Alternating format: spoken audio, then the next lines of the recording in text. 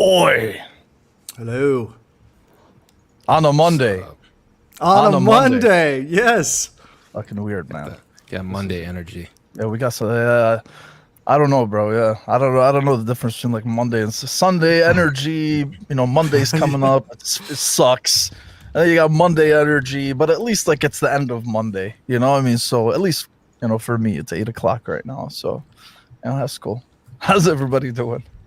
What's going on, guys? Thank you for being with us today. This is TBC 83 on a Monday night, April 25th. Wanted to do it last night, but we had some.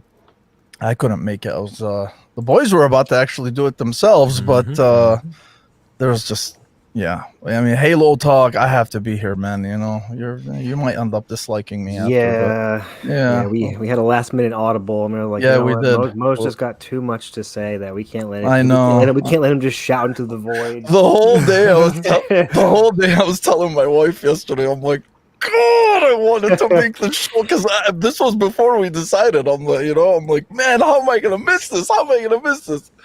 And then we came through. I hope everybody's doing good. Happy Monday, and this is TBC 83. My name is Dr. Mo Kalma. We have a return guest here, one of our brothers, a true son, one of our favorites, Sir Nicholas Downey. Sir, how you doing? Pretty good. Is this PG-13 or is this 14A? You've been on the show fucking numerous times. NC-17 are damn near. PG-13. All right, so I feel you though, Nick. Hey. Oh yeah, he knows. He knows the rating. Hey, thanks for being with us, man. I gotta tell you too, you're the fucking man. Honestly, you always come through impromptu. You commented. And the thing is like, it's just, between work and whatever, I'm putting shit together last second. And then when you commented on the tweet, I'm like, oh my God, man, I need fucking Nick on this show. This is I need him here. And right away, I messaged him. He's like, yeah, let's go, baby. Let's go. So thanks for being with us, man. I always appreciate you. And always a pleasure. And then we got my sons. First is Salt and Pepper son. How you doing, baby? That's me. Yeah, you're fucking Salt and Pepper, bro. Hell yeah. That's me. It's just in case anybody is wondering, I am doing fucking fantastic. I'm excited to be here. We're gonna talk some shit. Yes, we are. And shit, we will talk. Yes, I'm excited for shit talk. Yeah, shit, we will talk. Hell yeah. And we have our dashing debonair, Mr. Clark Kent himself. How you doing, sir? Yesterday, Mike called me Reed Richards, which I believe is Mr. Fantastic. Yeah. he's got the little light on the side. We're talking about two appendages, not these four here, guys. We're talking about, what I'm saying. Yeah. Mr. Stretch Armstrong over here.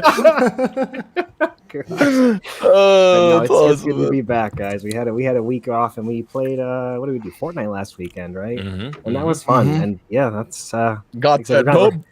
Yeah, we did. Yeah, we did. But back to the usual grind here. Though we've got some interesting things to talk about today, and again, we'll have a lot of good discussion as per usual. Yes, we do. Yes, we do, my son. Let's go, baby. Then, my man, Machine Gun Mike. What up, Mo? How you doing, what up, Sensei? Guys? I'm doing What's good, up, baby? man. Yes, I am very happy to be here. I feel like we got some solid topics today. Halo, I'm super interested in, man. It's always been on my map ever since Infinite release. Like, I'm always like trying to get hooked, but I feel like we'll be in an up and down struggle, whatever. Chat, what's up? Wiley, fucking always here. I love it. Chris, what's up? Mason, how you doing? Sarko, I see you there. I saw you on Destiny earlier today, bro. Yeah, Mo, I'm doing good, man. I wanted to talk some shit, you know what I'm saying? I've been playing some video games, and I got even here recently. I'll go over it too whenever I start talking about my games. But I got the dashing debonair himself on a little game called Dragon Ball Fighter Z earlier today. I swear and afterwards I was gonna hit you up, Mo. I was gonna be like, yo, Mo, you ever heard of a game called DBFZ? Hey. But we haven't made it there. I was gonna take it slow, but I'll talk about the experience once we get around to it. You know what, though, man?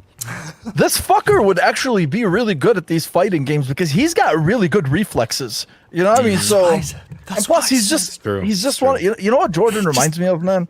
You know when we were, you know when you're when you're in college and then you got those assholes that barely study but they always fucking did good, and then you bust their ass and you get like those fucking average scores. This motherfucker's like naturally gifted, bro. You know, like, I mean, you put a fucking controller in his hand, no matter what the game is, and he'll excel at it in like a half hour maximum. Meanwhile, you got dipshits like me. It'll take them hours, right? And I'll probably maybe half of like, you know, his skill level. You know, but yeah, I love you, but on behalf of everybody like me, go fuck yourself. Yes. Oh my god! Oh my god! Well, that's awesome, dude. You got him to play it. That's great.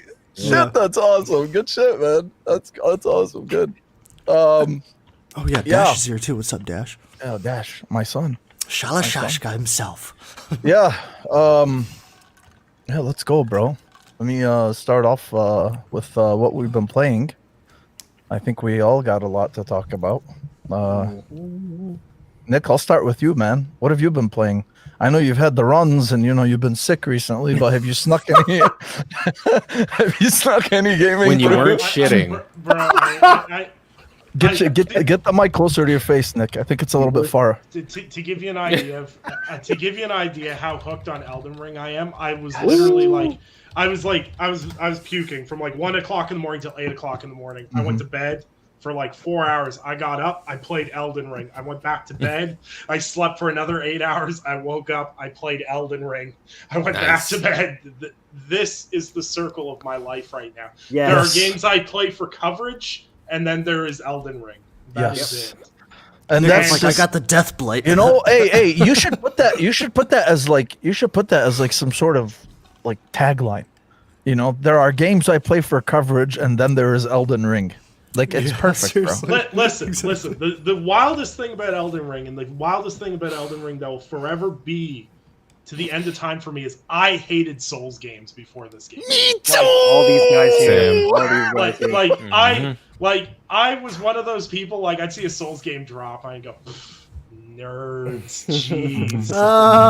And now I'm sitting there.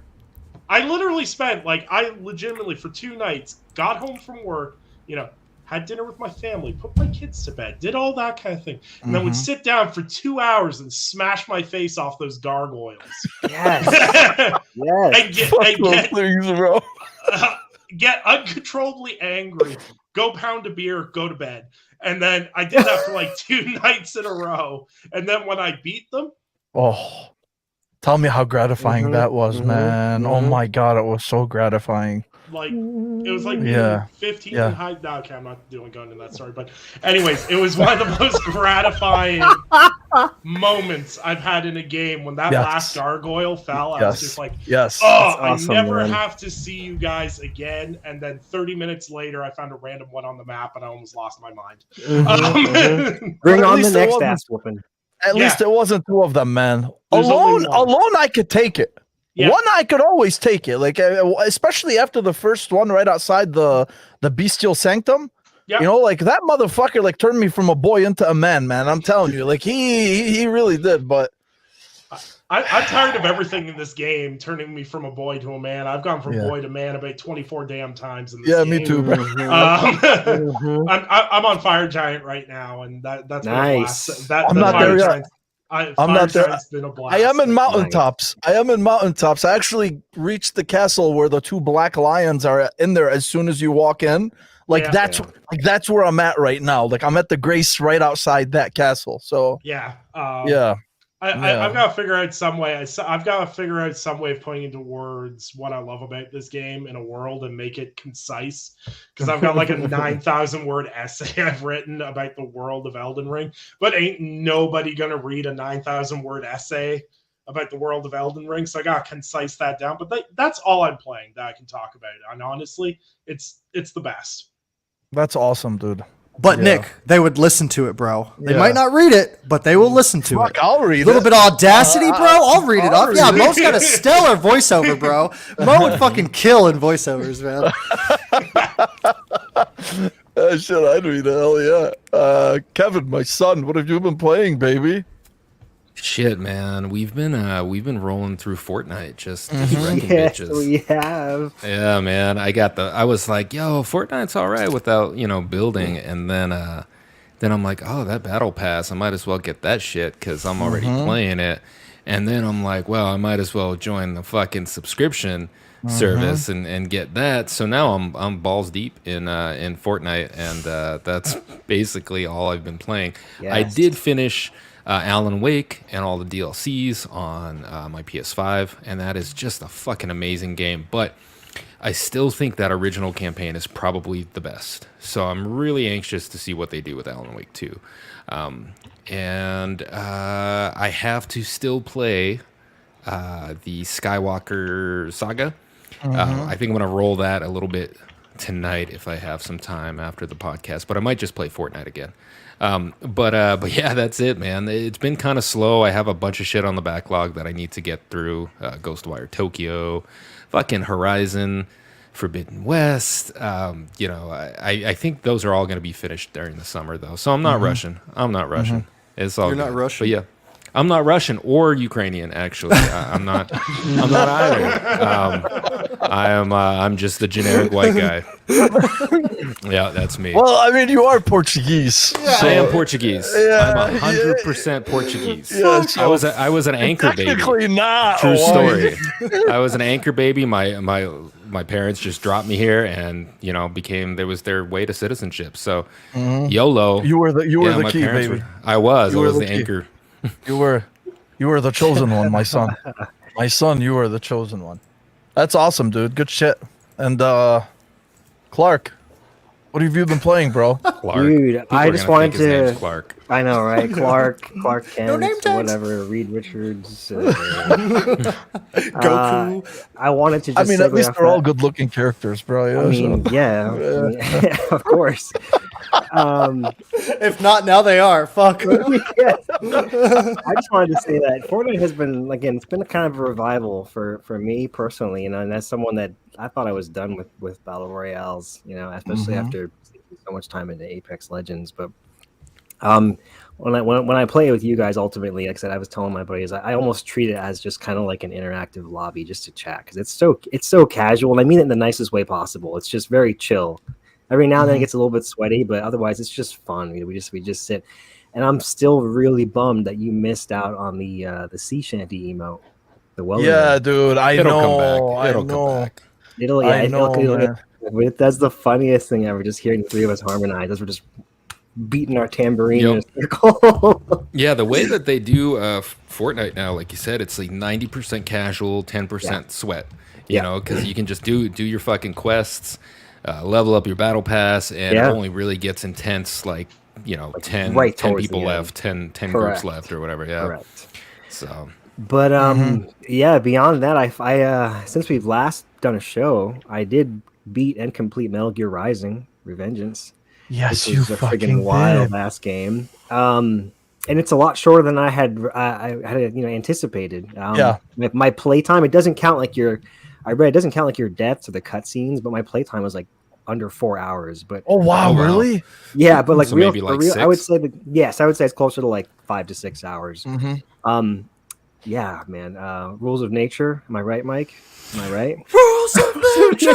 I always gotta yell it, bro. You're lucky I don't scream it louder sometimes. The game was really badass. The bosses were great.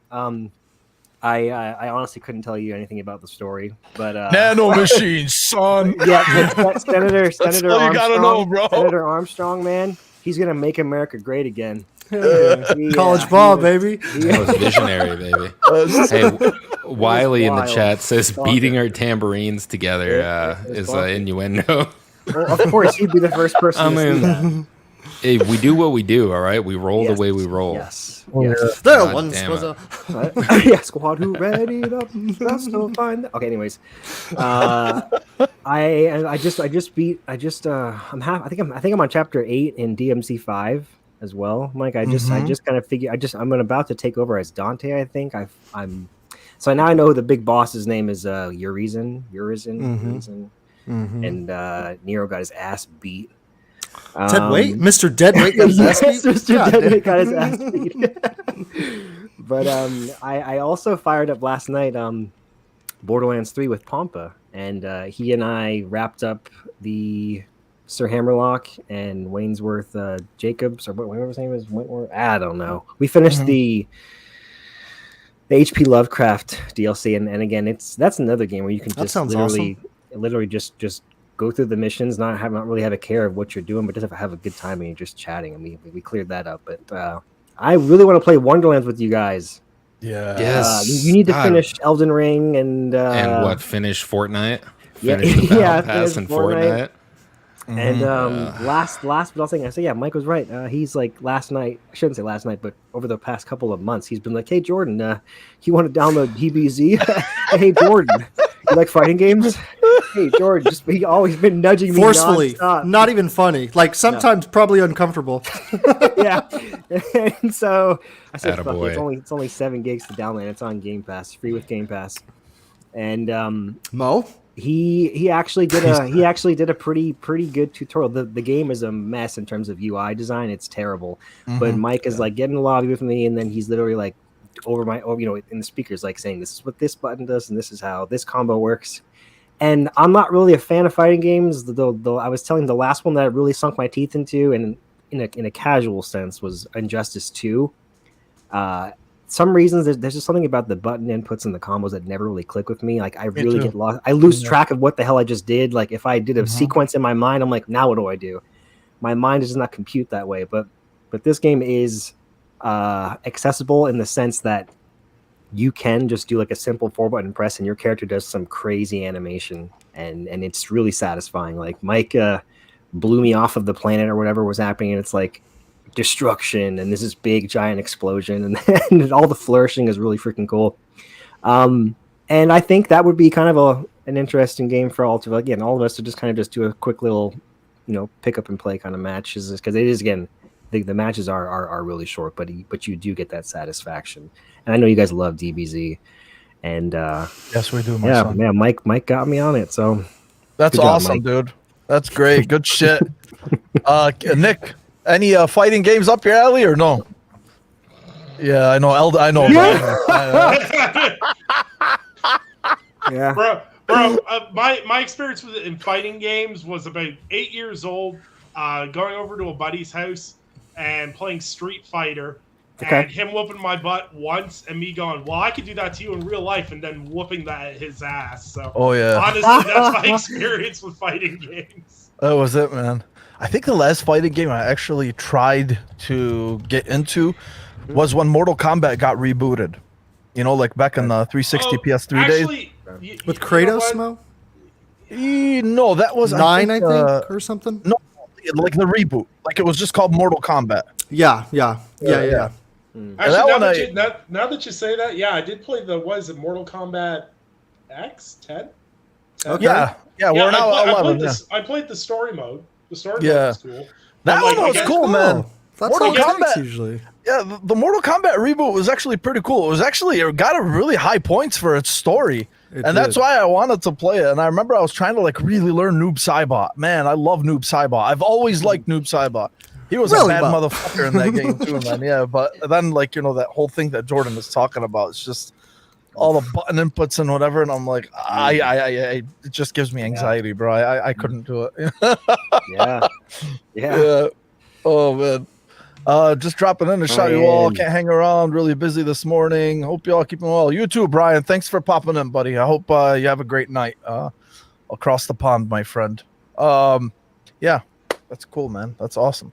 Mike, what have you been playing, bro? A few games. I've been jumping around, trying to get back into Elden Ring, but like something in me is just I like got to get over that internal hump where I'm like, okay, like I've literally done everything up until like the capital or the manor, And so just right now I'm just like I'm good on a break. Like I'll just like power through that fourth quarter, rest of the game, like probably in like I just need that feeling, you know what I mean? That medieval feeling, that dark fantasy feeling. Yes. And then I know I'll get back in it and knock it out or whatever, because I'm still interested in PvP and stuff like that, but you got to have the build and all that stuff. So I'm not quite there yet. But at the same time, though, I'm really like into cyberpunk right now. I'm feeling the sexy, gritty, hardcore Night City, getting shot in the head and Johnny Silverhand talking shit in my head. Like, it's just a good time at night. Like, especially when you're just alone and that beat starts up and it's like, welcome to Night City. You're just like, I mean, why the fuck would I play anything else at that point? I'm like coked out of my mind, stimulated basically, But it's such a good game, man. Like, it's such a good game. I told you about this over text, like, not too long ago, too, Mo, where it's like, it's such a good game that it literally, no, it doesn't literally or physically, but it does pain me in some sort of fashion that to where it's like, these people, like, who run with the mainstream, and I was like, oh yeah, that cyberpunk game launched in a shitty state, like I'm never gonna go back to it. Like, oh man, that sucks because it's such a good experience. Every night, every moment, I am just like, I can't hit the map button fast enough to go to my next mission after I'm done. You know what I'm saying, Mo? The last game I was balls deep in before Elden Ring was that. Like, and I such was totally invested into nothing else but that. The writing's good, the characters are good, the graphics are much better. Chef's They're beautiful, kiss. Man. It is truly like a next gen experience for the most part, I would say. Still, I'll hit it on some of that like old school map design where, not the design, but you said it, Mo, that this is old school. I always think about when I look at those yellow dots in the mini map. You're like, that's so old, man. That's an old style of doing it. Instead of like having arrows on the floor or something like that, or like an on-screen heads-up display. Yeah. But Cyberpunk is so fucking good, man. Like, all the Johnny Silverhand parts are awesome. Like, the way they wrote that character, like, literally makes me, I always say this, there's more than meets the eye with the game, basically, and once you start to unravel this story, you're just like, dude, this is so intriguing. Like, I want to go watch Cells Interlinked, Jordan, I want to go, like, I want to be in that world or whatever. So, so it really hooked me, Yeah. And then I played like half of Metal Gear Rising because these guys were like talking about it. And I was like, what? I want to get hyped too. I want to follow the rules of nature.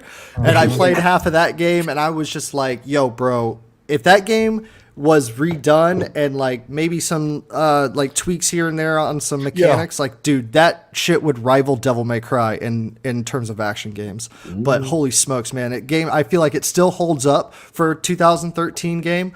It's on sale Xbox. If anybody in the chat like hasn't really checked it out and likes action games, man, that is literally like an action game to be worthy of your time. Short amount of time, and if excellent you cutscenes. just blindly add shit to games with gold, you might already have it, like I did. True. Yeah. Because it came out like a few months back. Yeah, that is true. Yeah. And then just to finish it off here, for the past like 2 days, I didn't get into it heavily because it was one of those things where it's like, I'm not going to play it for a short amount of time to get a shitty impression, but I got to play it a little bit longer to get like an actual opinion on this game. Godfall. It looks good, man. Yeah. Okay. Visually, it looks good. It is, sometimes it looks so good all the time to where like all the pristine glistening stuff like kind of molds together. And the way the camera is, there's just like small fundamental things that's wrong with this game that doesn't make it like compelling or fun. So right off the bat, I don't have the story mode, so I'm jumping right into Endgame because it was free for PlayStation Plus like last month. And of course, because you're in Endgame, you're kind of already starting at level 50 and you got to like figure out all this shit, what they want you to do, all the move sets, all the power ups, all the little, trinkets and stuff like that. And I was like ready for it. I was like, oh yeah, that's right. Endgame, be okay with it, because I was like, oh my God, this is so, I was impatient or whatever. But once I got through there, I was like, okay, I feel like after, an hour or two of it, I feel like I got a grasp of it. I'll revisit it again tomorrow, but I did not like that. What just happened? I did not like it. Okay. I'm going to go back. So I went back the next day. I played another 2 hours, and I did have feelings where I was like, yo, this is pretty cool, but not as much as I had like, okay, this is annoying. Like, okay, you can't even tell when enemies... I couldn't tell when enemies were attacking. So I felt like it was one of those, like, you got to kind of react or anticipate it instead of like kind of do combos. The worst part about the game though, is that the movement is like it's a third person game, but you move like it's first person. So to turn right, it's the right analog stick. So you have like a little dial in the front. I see. Yeah. So if you like press down square to attack or down R1, for example, he doesn't attack behind him. He just attacks in front of him. You have to like, you don't have any control over your character, whether he goes left, right, or whatever. Like it's all with the sticks and you're just pressing R1 and blocking with L1. So it's like this weird, it's not like mid. an action. It's mid. Yeah, exactly. I mean, to put it in one word, it's mid. Yeah. It looks doesn't matter good. It doesn't matter what console it launches on. It's mid. Yeah. It has some like I would almost compare it to Outriders if it was like not guns, but it was Another swords. mid. Yeah. Yeah. So it's like, you could probably get something out of it if you really wanted to, but if you got games like Cyberpunk and Elden Ring you're playing, like I wouldn't even, Yeah. But that's just fuck me. that. What about Yeah. you, Mo? What you been playing, baby? I love it, man. I love hearing that. Nick touched on it earlier about Elden Ring, man. I'm just balls deep in it right now. That's all he does. Yeah, finally in the Yeah, you are. So you know what happened, Mike, is I went through this I don't want to say it was like a lull period, right? Like I mean, I put it down for 4 days. I didn't play anything else, right? Like I remember there was like a 3 or 4 day stretch where I didn't play anything. I was so tired from work. Like I mean, I just I didn't play anything. And at the time I remember during those 4 days, like before I went back to it, I'm like, fuck, if I go back to it right now, like am I still gonna be sharp? Is it gonna be this? Is it gonna be that? And then once I came back after those 4 days, dude, I haven't fucking let up. Like, I mean, it was like some sort of like reinvigorating fucking, I don't know what happened. There was one boss that I killed. I tweeted about it. I think it was last week. I can't remember. It was the one that I said, I'm like, there's nothing like taking some days off and then coming back and killing some motherfucker that was just giving you hell. I can't remember which one it was, but after that, it was like, that's it, man. I mean, that was it. Like I was just in it, and then I started, then I started like really hunting, right? Like, I mean, so then like everybody was like, Jordan and Ains, they were telling me like, no, don't go to Kaled until you're leveled up. And I'm like, fuck that shit. I'm going to Kaled now. Right. So I went, I killed Radon. I did a bunch of shit over there, and then I went to the capital and now I'm in the mountaintop of the Giants. So that's kind of like the final stretch, I guess you want to say. Jordan was telling me, but the game is fucking incredible, man. I don't know what else to tell you. It sounds so cliche, but if you guys know me, I mean, like I'm fucking enamored with this game. Like I can't get enough of it. It's unbelievable how fucking good it is. Like, I mean, no matter how much you talk about it and how many reviews you read and whatever it is, it's like an endless abyss of information and shit you can do. Like you never see everything. I don't think you will ever see there is no way to see every crevice of this game. I remember when Jordan was way further ahead, he put some time into it and he's like, man, every time you think you've seen something, more areas open up and more areas open up. And that happened to me this past weekend. Like, I mean, I went into fucking Nokron, however you say it. And then I went into, and then what's the other Eternal City? Noxtella. Yeah, I went deeper into that and I'm like, holy shit, man. It's just, I can't get enough of it. You know what's great is listening to you talk about going in and fighting Radon and everything. I went into Kaled at like level 36. Nothing but my nutsack. And I was like, I looked at Radon and I was like, I'm gonna make that big boy my bitch. And I did. It took me like 40 tries. I beat that dude at like level 36, and I have worn his armor and max upgrade his sword. Good shit, man. I'm dragging his corpse to the end of the game, basically. Yes, you are. No, that's awesome, dude. Honestly, no, I did that with some bosses.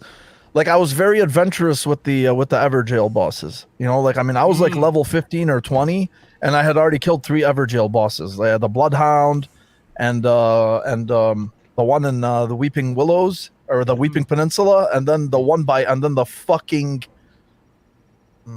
The one in Stormvale, the Crucible Knight. That one I- was still one of the harder That one bro's of the still harder chilling. fucking enemies. What is it? He's still chilling in my world. I've left him the fuck alone. Oh, no, The no, one chill. where you fall off of the platform? No, it's on the side of the castle. It's on like the field by Stormville. Oh, got you. Not walk into Stormville. Like Jordan kept telling me, he's like, bro, just fucking leave him alone, leave him alone. I'm like, I'm not walking into that fucking castle until I kill this guy. I bet Mo, whenever like you're not level playing, 20, bro. I bet you look at your reflection in Melinia's helmet and you're like, fucking next time, tomorrow.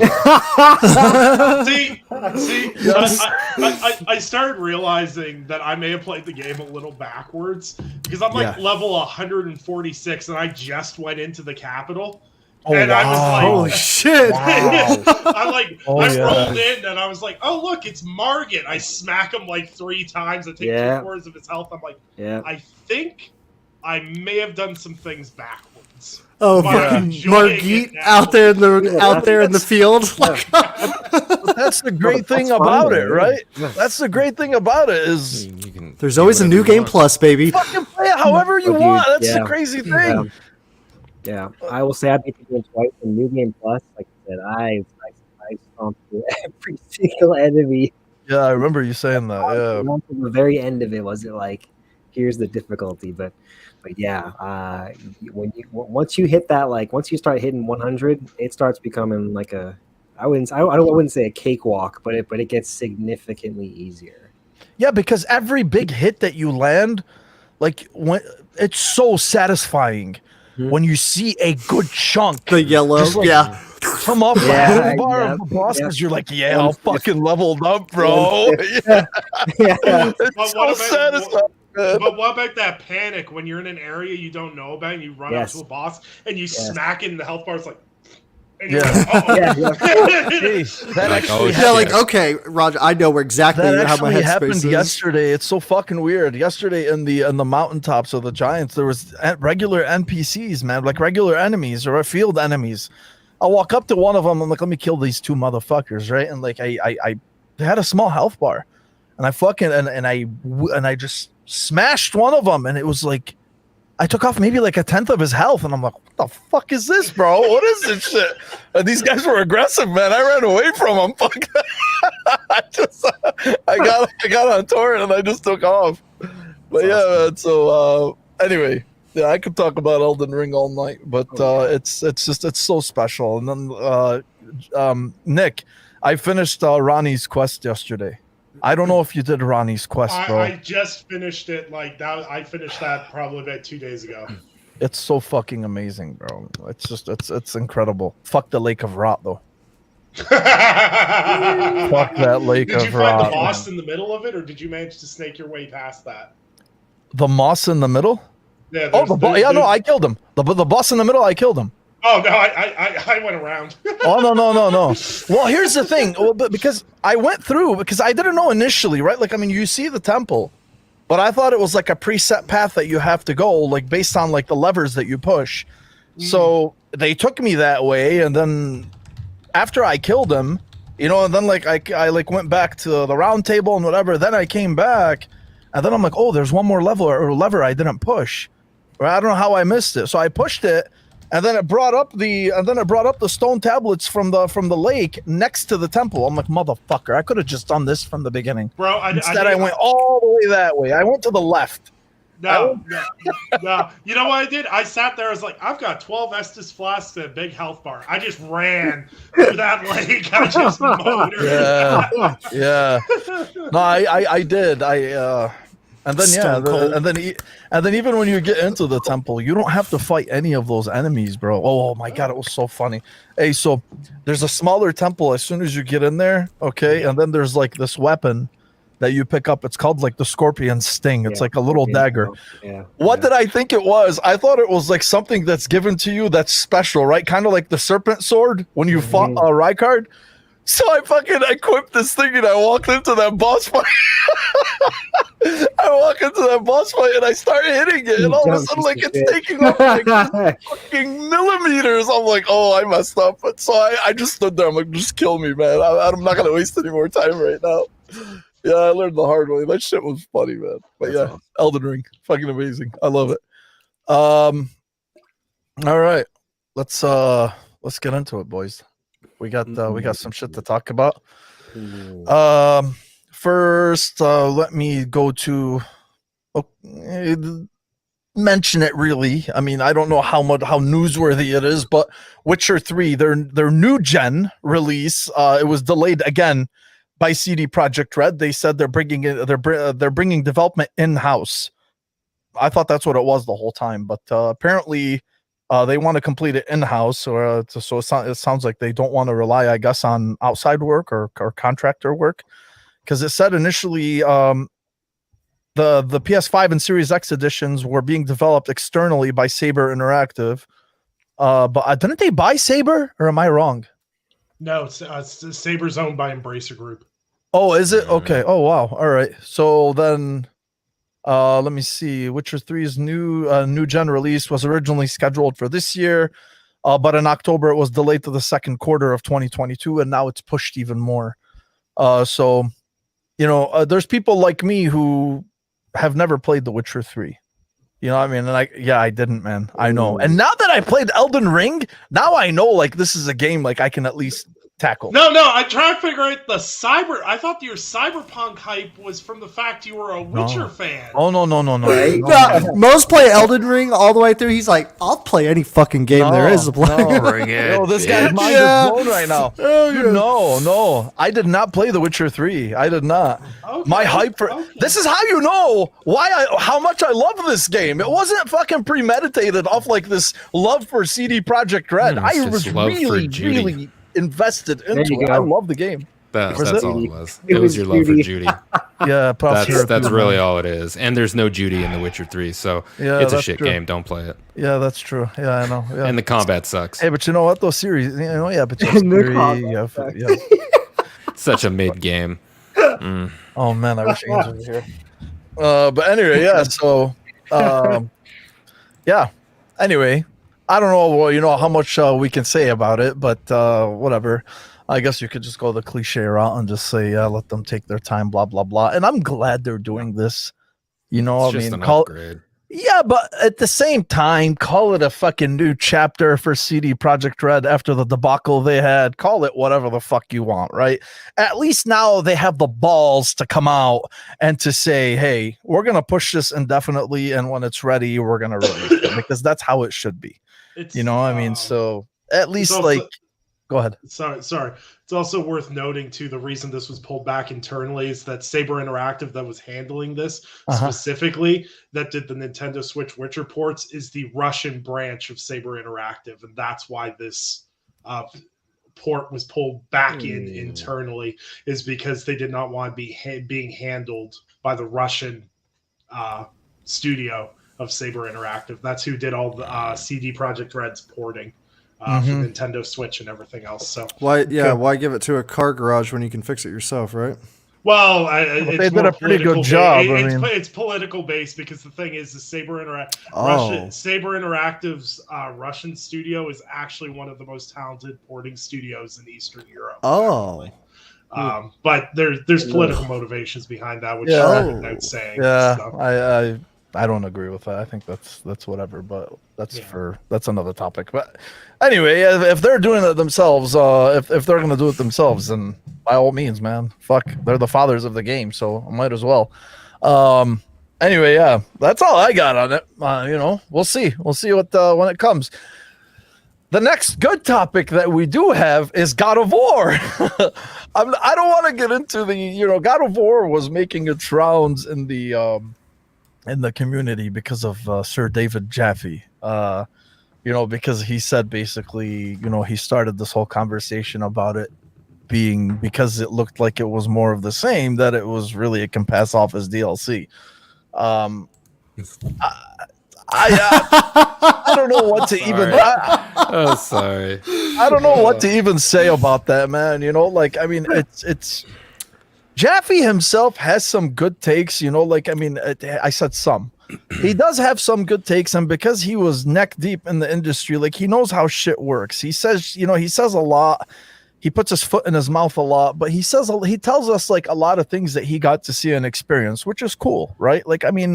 This guy was this guy created God of War. Like, I mean, so you got to give that to him at least. Fuck yeah. Yeah. So, I mean, but the issue with him is, he says things like this, like, I bought the DLC and whatever. And obviously, console fanboys get on this and they start whatever, they're like, oh, it's more of the same. I'm like, bro, every fucking sequel is more of the same. If you really want to get technical, Gears 4 is Gears original trilogy DLC. Gears 5 is Gears 4 DLC. Right? Any sequel of any game is considered DLC. If you want to even go down that right, which I do not. I think that's just fucking shitty, and I think that just discredits all the new stuff and all the hard work that these people put into these fucking games for you to just come out and just say it just because you jerk off to whatever console you want to jerk off to. So anyway, there was that. Nick, I feel like you had something to say. Was there anything you wanted to say or no? Because your mic is muted. I don't have a single nice thing to say, so as my mom taught me, I'm gonna keep it to myself. That's sad. I just feel it's ironic that someone's calling a game DLC when their last game that they put out was released on PlayStation Plus for free, and it flopped about a year after that. I don't really think we should be taking creativity shots and what's classified as DLC when we haven't made a game in the industry in 5 years and haven't exactly been successful at anything in over a decade. Yeah. However, David is full-heartedly entitled to his opinion, however wrong it may be. I keep thinking he even self-admits that he's just kind of a talking head now, right? So he's a talking head with industry knowledge of, the video games. So it is what it is, man. And he's out there and he's making those his video thumbnails and all that shit.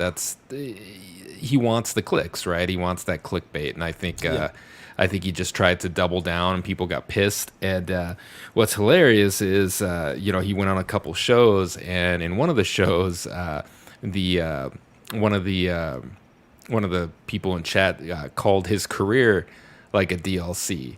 And this is all at the time where he was defending calling it a DLC as not being offensive, and then he flipped out. He's like, "What have you done? What's your LinkedIn profile?" So it just proved the point right there that it was like, bro, obviously people don't like their fucking shit being called DLC. That was the epic troll Guapzilla on Twitter. Follow him for amazing pony takes. He's a good guy. Yeah, man. Peace out. But Chris. yeah. It was interesting, the whole Jaffe drama. Yeah, it was. I think I like Jaffe. Like, kind of, I don't know if it's just because I got goggles on where I'm like, oh, he made God of War, what about other franchises, whatever. But I also watch his YouTube videos, like, not regularly, but I definitely, like, if I see him in my YouTube timeline, and depending on the topic at hand, I'm definitely going to click on it just because it's David Jaffe, because he has the industry, like, knowledge, the hands-on shit, the blood, sweat, and tears, whatever you want to call it, But then there's like a good line that you got to read between Jaffe's like attitude. He's an eccentric guy. One of them, that's why I like him, because he just kind of... Yeah. He's a crazy motherfucker, man. Like, there you go. He smokes weed on his fucking show, or like he talks about, which is no big problem. I'm not saying that, but I'm just saying, like, he's open about like getting stoned and stuff. He plays games, like he just reminds me as just like, you're one of the ground level dudes who just like has a louder voice than like any. I don't agree with all his takes, no, but I like 50% agree on this DLC thing, because, dude, I've told you that, guys, before, and I was like, what the fuck? It does look like a bunch of the same stuff. Like, just because a fucking alligator jumps out and bites Kratos in half, which is cool, but in a trailer that I'm expecting for a sequel of God of fucking War, like, I do want to see something different, and whenever it goes into sequel territory, it's like, oh, he made other shield, like in this sequel in Ragnarok, you're going to be able to like use your shield a little bit more. And I'm like, that's the stuff I'm talking about. I'm sure they figured out more stuff than like with the chains and the axes, maybe a sword, who knows, whatever the fuck. But I think it's just because that initial trailer, you do see just some of the same stuff that you've seen before. And a lot of people probably, yeah, Nix, I agree. Like, Jeffy is harmless. He's just he's like a little cuckoo bird, like, you know? But I just feel like maybe when you're expecting a sequel to God of War, you know, Game of the Year, you're going to be like, you'll want that one. Like, you didn't see that in the first one, and you didn't really get that from the trailer. And so I think that's kind of where he's coming from. Obviously, he wants to be the cool guy with the toboggan on, and like, I will tell you though, Sony never blows their loads in their trailers. Like, okay, there you go, Mo. Catching on. I like that. They give you 6 trailers where they blow their load progressively. Yeah, not in one trailer. they edge. Like that E3 trailer for Spider-Man will always piss me off, where they did the like endgame reveal for Spider-Man 2018 in a trailer for E3, and I was like, oh my god, that would have been the coolest thing to not know heading into this game. Oh yeah. Yeah, But with that being said, I agree with both. I agree with both of you. Essentially, is like Sony's very smart in their trailers. They're like, "Hey, it's Kratos. Hey, it's Atreus. It's different, but it's the same." I think when we see it again, that's when they're going to hopefully hammer home. You know, these are the differences. These are the risks that are going to be entailed. Yeah, but the thing is, too, is I mean, look. Here, look, Nick's actually makes a good point here. He says, I think the DLC comment was because it looked more of the same as the 2018 game, not specifically DLC. Yes, but 2018 was already a reboot, right? It was a reboot of the entire franchise. So if this is a conversation that people are willing to have about DLC, I mean, I don't even want to fucking say DLC anymore, but when we're talking about sequels in general, this is what you're going to expect when you see sequels. You know, I mean, you're going to expect, you're going to see the same, you're going to see a lot of the same. Obviously, there's things that we haven't seen and there's things that we don't know, but you're going to see that. Was God of War 1 and then God of War 2, was God of War 2 fucking groundbreaking? But God of War 2 was exponentially better than the first one. Sure. Yeah. But I mean, that could have been called a DLC, right? 100%. Yeah, and then God of War 3. I mean, it was the same mechanics. They used a lot of weapon switch, same level design, puzzle design. Yeah. So I still think it came from a place of either jealousy or clickbait or resentment, right? I mean, it was meant to be offensive, and then he tried to say it wasn't, and I think that's the whole. That's where the console fanboys and the Kratos Defense Force came out, and. Like, it was a small, innocent remark. Called him out on it. Around. Yeah. Me and Cory Barlog used to nudge shoulders, and I get it too. Like, and I do, and Mo, I feel you too. I would not be surprised if he's like, oh man, he's making like the today's God of War, Listen, man. Like, fuck no, Jeff. You did a good job too, bro. One thing. Okay, look. Cory Barlog directed the 2 best games in that entire franchise. Cory Barlog directed God of War 2. He was going to direct God of War 3. He started it. Then he went to Crystal Dynamics, and Stig Asmussen took over for God of War 3, who did a fantastic job. I think God of War 3 is amazing. I loved God of War 3. Oh, yeah. But still, Barlog knows the character. He knows how, he knows how to extract more out of that world and it's his baby, I mean, you could say, Jaffe created it, but Barlog mastered it. He perfected it. He knows exactly how to, what to bring out and how to bring it out. And on top of that, the technology nowadays, he's got a lot more. A one-dimensional character who was just angry and screamed and whatever, and turn him into a father figure.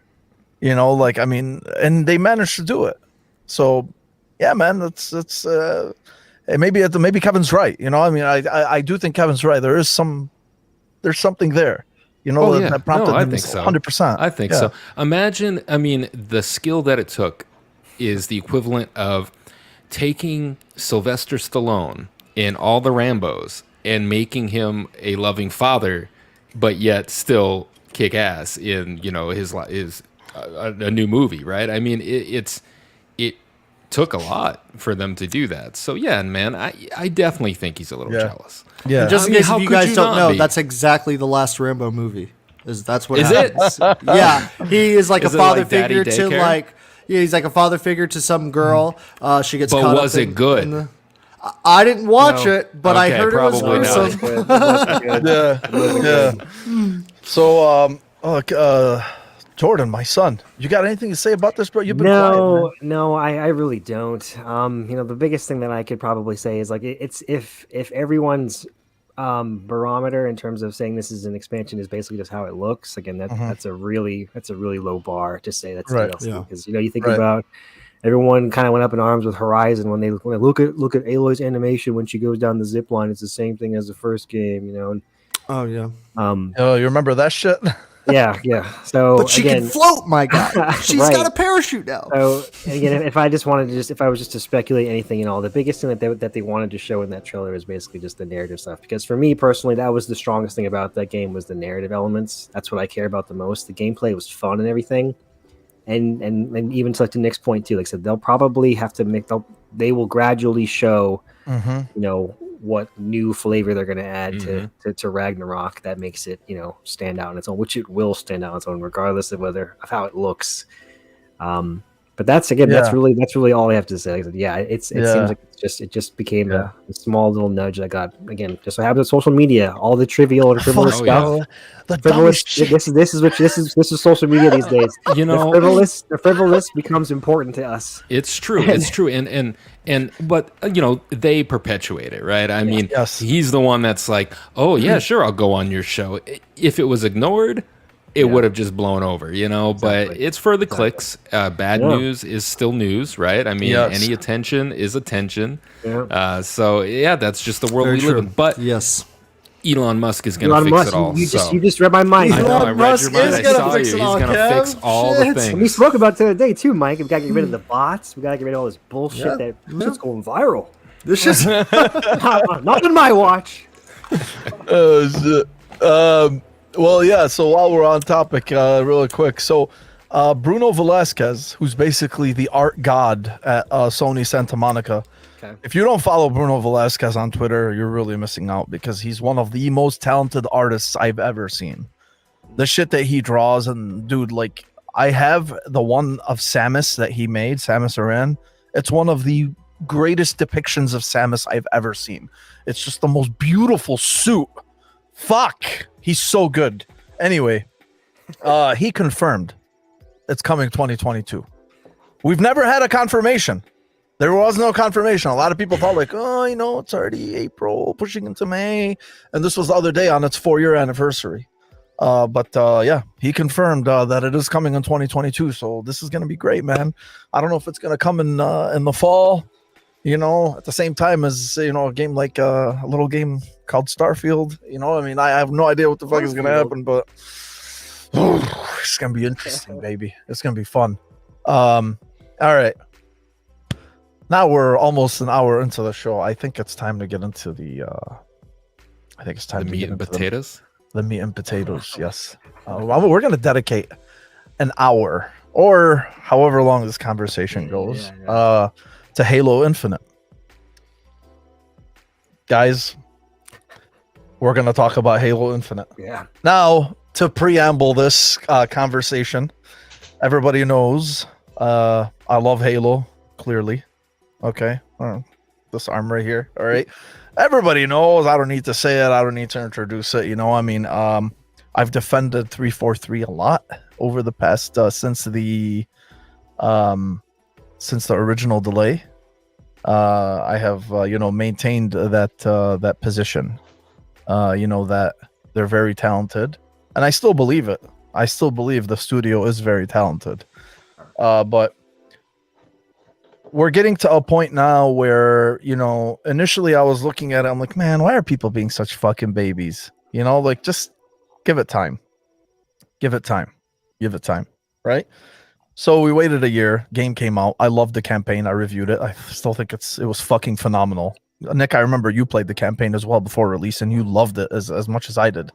Mhm. and then the multiplayer gets released, and obviously we know, I don't want to tread everything that's happened, but it's been the more that this game goes on and the more that we see, the more the question comes into your head, what the fuck was going on in 2020, right?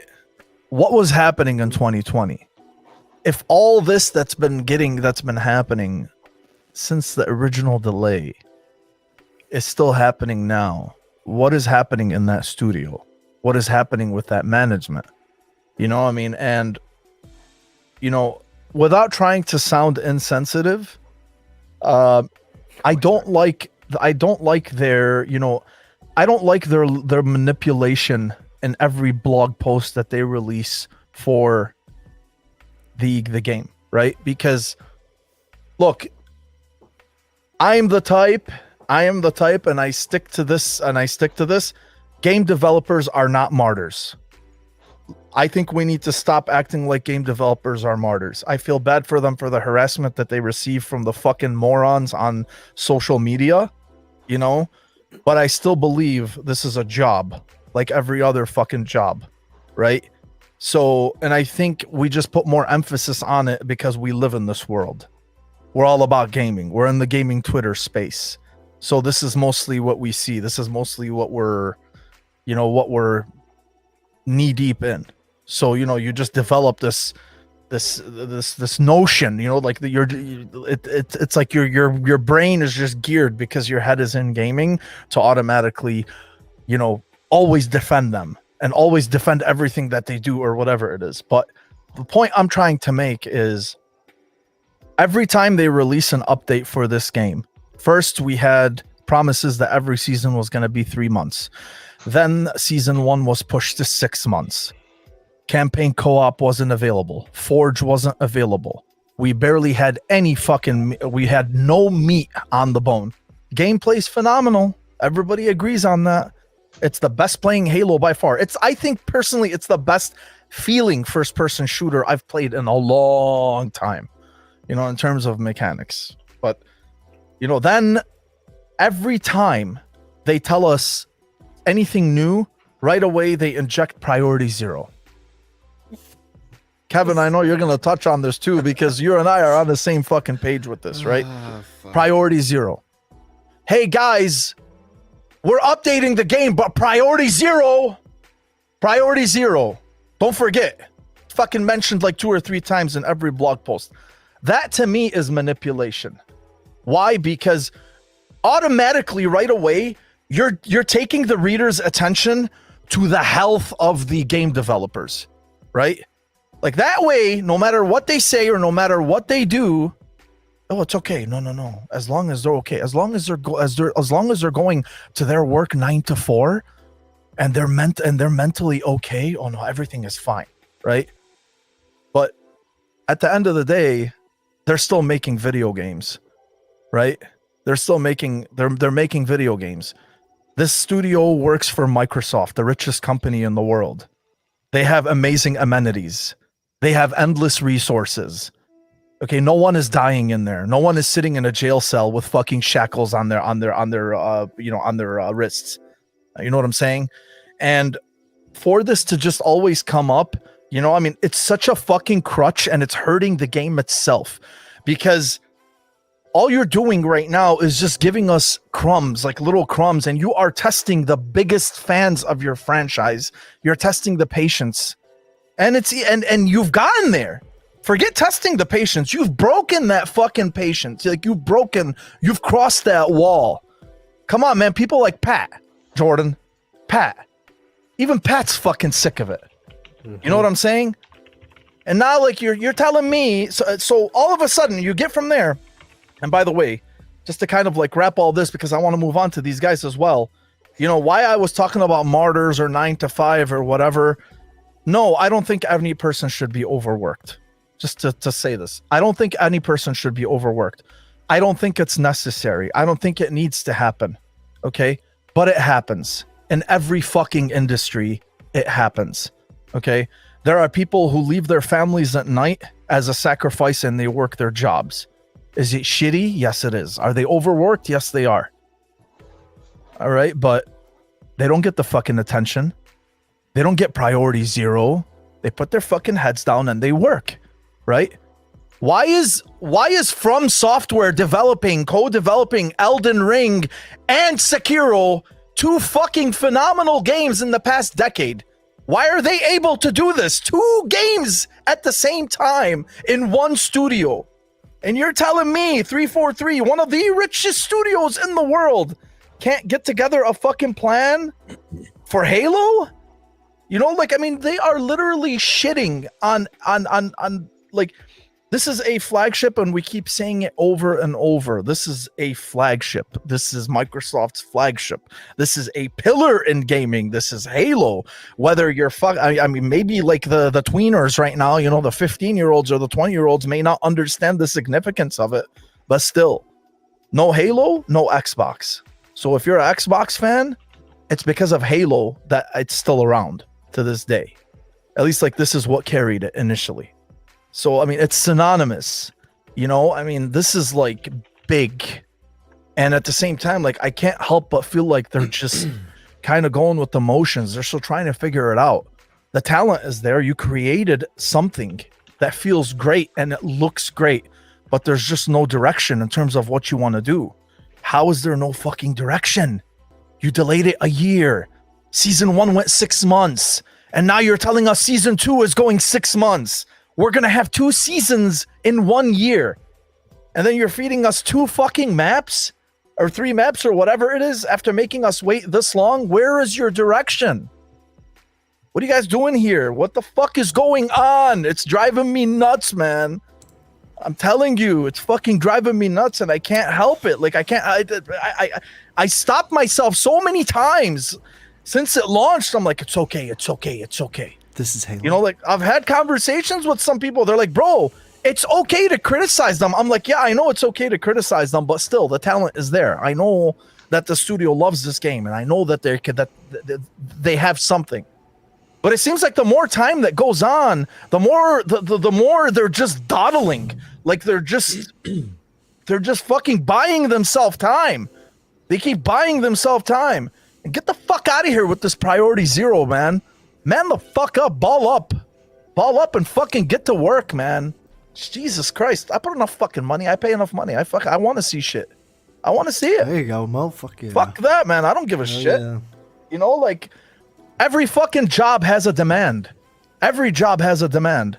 Including the fucking person who goes to university at 3 o'clock in the morning and fucking cleans and does laundry and mops the floor, whatever the fuck it is. So stop.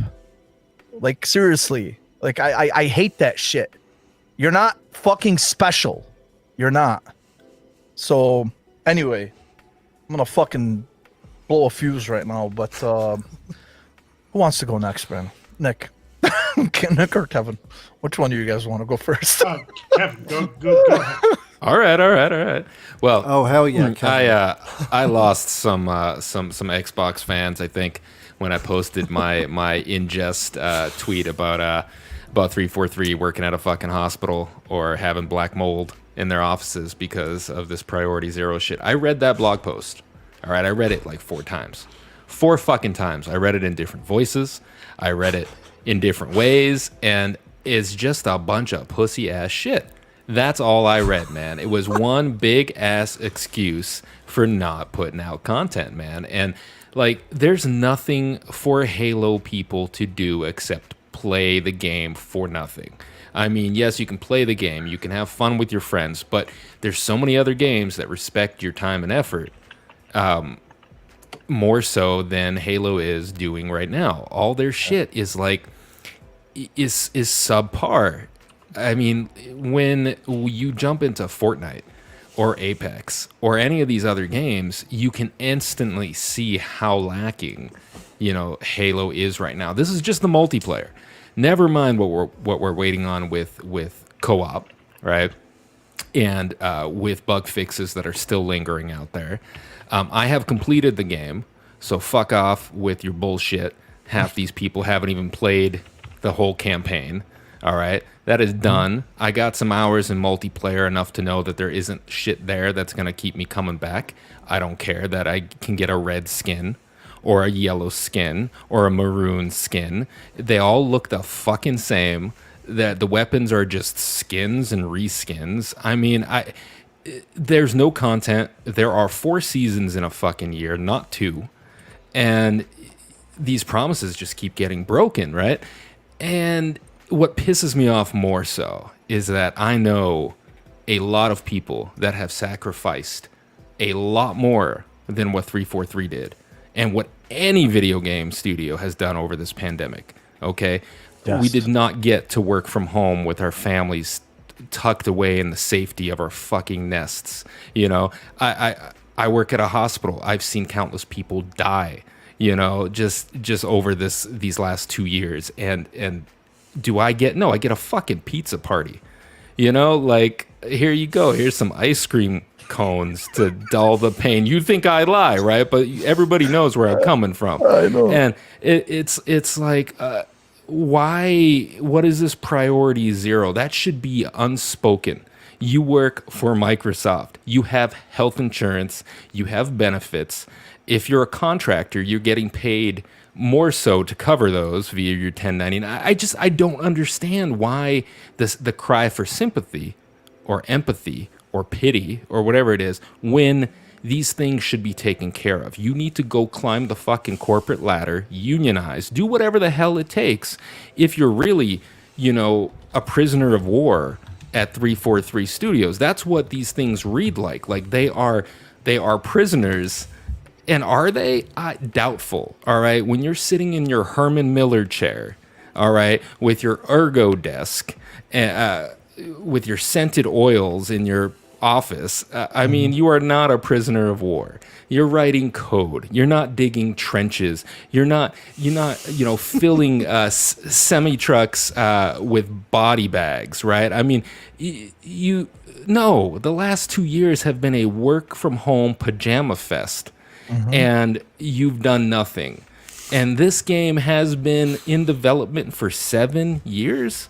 7 fucking years? Are you kidding me? Are you fucking kidding? So Insomniac has delivered fucking like 40 games since 2015. I joke, but they've delivered a lot of fucking games, right? We've got Spider-Man Miles Morales, Ratchet and fucking Clank. Wolverine will be out before Halo gets their shit together. All right? At this point. So, no, I'm done. When I read Priority 0, I clipped that shit, and I had to tweet about it because I had to get my anger out there. Because who the fuck am I? I'm just a lowly hospital worker risking my life every day. But I should pity you, Herman Miller, fucking 343 studio employee, riding around in your fucking Tesla, getting your lattes, because why? Why should I have any pity for you? Do your job. I don't want you to crunch, dude. I don't want people, dude, nobody should work more than, in my opinion, nobody should work more than 35 hours a week. Period. That's my take on it. Everything after 35, people slow down. They don't do shit anyway. But they're not even, they can't possibly be working on this in a manner, in an efficient manner. These devs may be cramming, but however it filters downhill, this management is dropping the ball. Like, I think they have some really good knowledge there and some really good, talent. But they have so many devs, so many resources, and we're getting a subpar game. This isn't even like Game Pass effect. This was before Game Pass even existed. I don't even understand.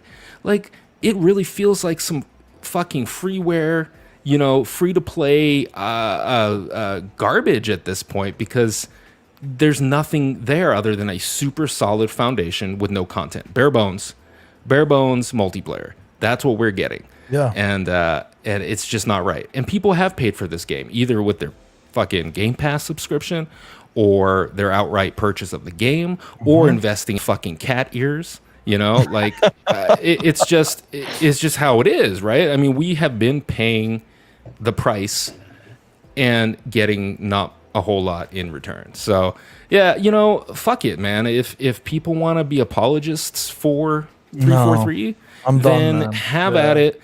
But I'm not going to get on that boat because accountability needs to be had. Like, without accountability, without calling people out, and don't go attacking devs, nobody's throwing bricks through windows, just simply saying, yo, we're not happy with it. And on that thread, that Halo, the official Halo Twitter, of course, there's some fucking fanboys, right? But I really saw honest, just disappointment. It was really disappointment. Like, there are some entitled fucks that are like, oh, I paid for the game, so give me a blowjob. And then there are people that are just like, I mean, most people were just like, hey, like, guys, like, what the fuck, right? I mean, what is going on? Like, how come we're not getting any content? This is extremely disappointing. And that is fair. That's not entitlement. That is expectations for what you paid for, right? And what was promised.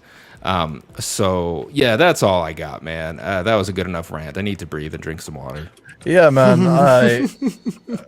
It's I don't know. Yeah. Nick, what you got, bro? If I fucking lose my shit. I'm not going to be any more chill than the previous two guys. Maybe a little nuanced on some things, but I understand. I don't want to discredit people that do like desk work or don't do physical work or anything else, because I understand that everyone's job is, challenging for them in their own unique ways. I work in the utility industry. I worked supply chain for utility industry. I worked 487 hours of overtime last year. I worked 6 to 7 days a week for the first 6 months of 2021. Keeping up with utility demands because of shortages due to COVID-19 pandemic. And, I haven't seen people die. I've been lucky. I've lost some friends along the way because, we didn't get the benefit of work from home because guess what? We were essential. So we were there, whether we were sick, dying, or indifferent. We got the job done. We worked through it. And no matter what the deadline was, we hit that deadline. Whether we had 5 people out from COVID because of COVID, or if we had everyone on board, we got our stuff done, and we had to do what we had to do to get projects done. Because at the end of the day, if our projects don't get done and our material doesn't get shipped, people don't have hydro, people don't have running water, people don't have, essentials for their everyday being. I cannot put into words how challenging it was for my family, my kids. We're a single income family with 2 kids, of me being away all the time and everything else. It's living essentials. This is a goddamn video game. You're working a desk job doing base coding for most of you. I don't want to hear this. And I'm not blaming the workers. I'm not blaming the workers, because I don't think there's a bunch of people that are working and coding at 343 and being like, oh my God, the pressure. There's probably people feeling the pressure, but I definitely think management has kind of picked up on, hey, people are pretty sympathetic to the crunch angle. So if we just go, hey, we want to make sure everyone's healthy. Manipulation. Yes. Yeah. Like, after they launched the game, they're like, we gave the team a month off for Christmas or whatever. I'm like, you know what? I'm cool with that. You launched a game, that's hard. You did a patch right after launch too. So, you know what? Take a month off, come back, recharge, let's go. And it's like, they came back. They had their boxed fucking sandwiches and their boxed juices. But they recharged. What'd they do? But the thing is that, and this is the biggest thing to me. When you launch a game, when games go out the door, you can usually tell if it's a good launch or a bad launch. And I'm not talking about how the game sells. I'm talking about how the game does long term and what the health of the team is after that and what the state of the studio is after that. Bad launches are things like Dragon Age Inquisition, where you had people that were in charge of BioWare going, God, we wish this game would have failed because this game was hell to make. And there was bad decisions made. Naughty Dog, why do you think they've been so quiet? They had to reorg, hire producers, and do a bunch of stuff after The Last of Us Part 2 because of the challenges they faced. I have no problems if you need to fix something, but if you are trying to deliver on a live service game, you got to put that duct tape on the side of the car and keep that vehicle moving. You cannot stop supporting the game or provide minimal content just because, oh, well, we need to reorg. And that's the thing. They're not even reorging. Everyone who's involved in the launch of this game is still there. They just keep throwing more people into it. And like, what would the state of this game be if Microsoft didn't throw Joseph Staten into it? Like, where would this game even be? Like, they keep throwing, like, this man has to have one of the most ridiculous jobs at Microsoft, where literally Microsoft goes, hey, this studio can barely stay above water and they can't hit a deadline. Fix it. And they just throw him in there, and he's like, "Okay, well, here." Hey, the man. He's like, "Okay, tape here, tape here, tape here, tape here. Out the door, you're good." Like, yeah, it's improper management. This isn't that there's 500 morons at 343. It's that there's 480 hardworking people at 343 being run by 20 morons. Yeah, and. There are so many companies. I work with government because I work in utilities. I work with government all the time. There are so many incompetent managers out there. And people are so quick to default to blaming workers for just about anything. It's not, your junior lead dev on this that's the problem with Halo Infinite. It's the leadership. Because they ultimately dictate what these developers focus on and work on. Mm-hmm. And the content they're trying to put out for a quote-unquote live service game, man, you gotta keep it going. You're competing with Fortnite. You're competing with Warzone. You're competing with Rocket League. You're competing with... There's Apex like Legends. 90. Apex Legends. Like, you've got Rainbow Six Siege, which cycles a season or a battle pass every 90 days. With a new character that they rebalance the entire game's meta around every 90 days. And you're telling me we get 2 maps? That's the thing. I can't fucking defend it anymore. I played Smite, which is a MOBA. They added a new god every 2 weeks. And every Turtles and shit. Every season they completely overhaul it. The patch notes for the new season would be like 196 items of changes that they did to every item in the game, every character in the game, the whole 9 yards. And you're telling me at 343 is like, well, here's your 2 maps, here's 6-month seasons, and shut up and go on about it. We're going on vacation. Peace. Yeah.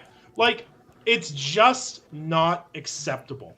And the fact is like, don't get me wrong, some of the hardcore, not Mo, some of the hardcore Halo fan base are some of the whiniest crybabies about the dumbest stuff possible. I don't want sprint in my game. Oh my god, go play an FPS game from the 90s where you can't sprint and tell me how fucking fun that is. Yeah. But the thing is you're hurting your base core people now. You're hurting your people. I have friends that have been all in on Halo Infinite since launch, and they saw the season 2 dropped, and they're like, you know what?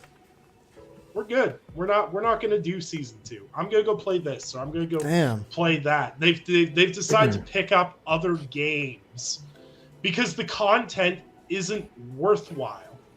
And I can quote you on this, Nick? No, I'm just kidding. Yeah, absolutely. You can quote me on this. Because I am someone that gave this game a 9.1 for its single player.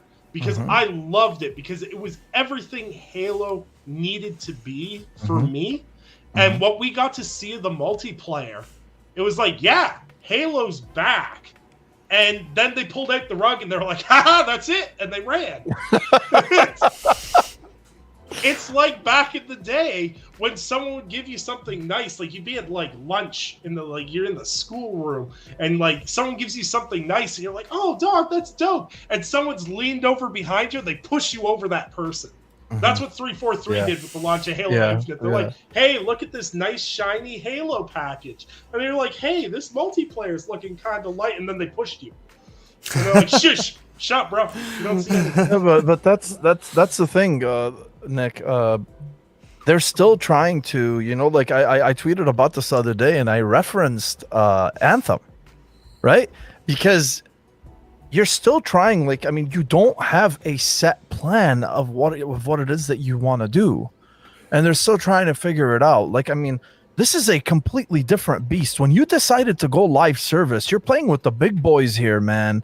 You know, you could have fucking made a game like old Halo games, right? You could have made it self-contained multiplayer, 10 to 12 maps, whatever it was, add on DLC, add on skins, whatever the fuck you want to do, you know, for people to buy. You know, I mean, but now when you're going into live service and you're basically telling people, like, I mean, that's a bold thing to do. You're telling people, like, hey, we're putting Halo free to play and we're going up against everybody. Right? So their expectations come with that. You already have the expectations that it's Halo. Now you have the expectations of a live service game. And the fact that you still don't know how to properly implement that, you know, implement a live service fucking like content, bring content that'll bring people over, you know, they're still trying to figure that out. And that's just mind boggling to me after all this time. You clearly decided you were going to go live service a long time ago. So what the fuck did you do a long time ago? How did you not have this plan set in stone? You know, I don't want to hear COVID. I don't want to hear priority zero. All these fucking studios, like Kevin was saying, all these studios are releasing games. COVID or no COVID. Nobody's using COVID anymore. No one's using that excuse anymore. Why do we keep getting the same games making the same mistakes over and over and over and over and over again? You know, it's, you sit there and it's like, it blows my mind. You know, I saw the article, I think it was last week, where it was like Pedro Pascal didn't play The Last of Us before he started acting in The Last of Us. A bunch of people got really angry about that. The most egregious thing I ever saw was Anthem, where nobody at BioWare played any looter shooter games while developing Anthem. And I was like, the studio literally told them, they're like, no, we want to make our own looter shooter, so nobody play any other looter Like, shooter. you can't even say the word Destiny in the studio. I'll do you one better. Yeah, I remember hearing I'll do you one better. One of the guys that created the fucking formula, I think like it was the, I don't know, like the calculation behind the Diablo loot system, right? He fucking dumped all of that information into a Reddit post. I will never forget that. He basically handed it to them. He's like, hey, listen, you want to do loot right? Here's the entire fucking formula available to you. And they still fucked it up. Yep. That's when I was getting hope back for Anthem too. Like, oh, the Diablo 3 guy is like helping him out genuinely. Like how do you? That's the thing. It's like it's so fucking stupid when I hear that. Like, no, we don't want to take. You know, we don't want to use, you know, anybody as you know, source material. We want to venture out into our own and carve our own trail. Like, oh yeah, you did a really good fucking job with that. I'll tell you that much. Look. People need to stop trying to reinvent the wheel and just add more spokes to the wheel. Because the wheel is gonna forever be fucking round. But hey, let's put some spinners on it. Let's put some bling on it. Let's make that wheel look snazzy.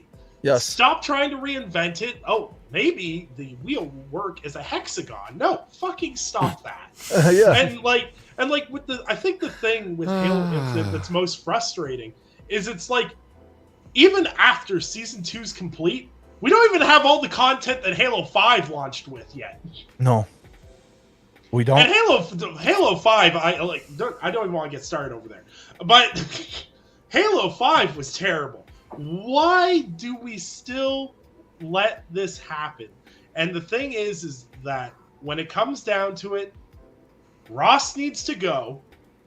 And I don't know who's scared to fire her or who she's got dirt on that's keeping her employed. Because she needs to go. And anyone who's in a leadership role in that studio needs to get vamoosed, and they need to get at least 4 or 5 more people working with Matt Booty to start looking into these studios and keeping track, because having one dude in charge of 20 studios is the most ridiculous overstretch I've ever seen in a corporate ladder ever. The company I work for, we have 6 physical locations in Canada, and we have 9 people responsible for those 6 locations. 9 people, 6 locations. And Microsoft's just sitting there with one dude with 20 studios that range from North America to Japan to Europe. And they're like, yeah, one guy can manage all those. Nothing could go wrong. Stop. Yeah. We were talking about Bonnie Ross. She's been there for over 2 decades, right? Like, I mean, obviously, maybe this position just isn't for her. Maybe she's not. I mean, you can always you can always, you can always restructure and put her somewhere else. I mean, she's been with Microsoft for a long time, but maybe this is just not for her. She's just not cut out for this. Like, it's just not her. I don't know. But if it smells like shit, then there's something going on. And the other thing too, Jordan, I'm about to get to you. The other thing too is, like I was talking about, every release that 343 has been plagued. There's been an issue. Halo 4, solid campaign, one of my favorites. It was actually my favorite campaign before Infinite, right? So Halo 4 had a very good campaign, very subpar multiplayer, right? Halo 5, shit campaign story, okay, overhyped, oversold, underdelivered, but the multiplayer was fun. It was really good. They fixed the multiplayer. I'm not going to even get into Master Chief Collection, which was an absolute disaster from day one. It took them years to fix it. Years. And that's not an understatement. It took them years.